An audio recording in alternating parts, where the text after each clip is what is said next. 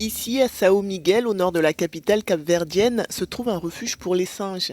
Dans un pays où la culture de préservation de ces primates se développe lentement, l'endroit est un véritable havre de paix pour ces espèces, notamment le singe vert.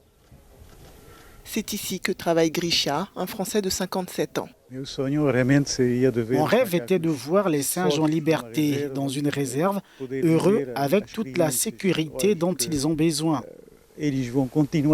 Pouvoir dire aux enfants aujourd'hui qu'ils continueront à voir des singes ici au Cap-Vert, car les singes font partie de la biodiversité. Si on continue à les tuer, s'il n'y a pas de projet de protection, ils vont disparaître petit à petit. Mais aussi mignons soient-ils, ces singes sont souvent considérés comme une nuisance, notamment par les agriculteurs. Les singes sont considérés comme des prédateurs et les agriculteurs ont de nombreux problèmes avec eux. La réalité est que les singes causent beaucoup de dégâts dans les zones agricoles qu'ils cherchent pour se nourrir.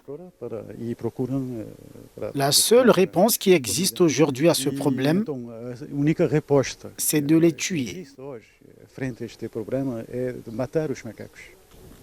Le projet ne vise pas seulement à protéger les singes, mais aussi à en faire une attraction touristique. Le pays veut s'inspirer notamment de l'île de la Barbade, qui a créé une réserve de singes verts visitée par 100 000 touristes par an.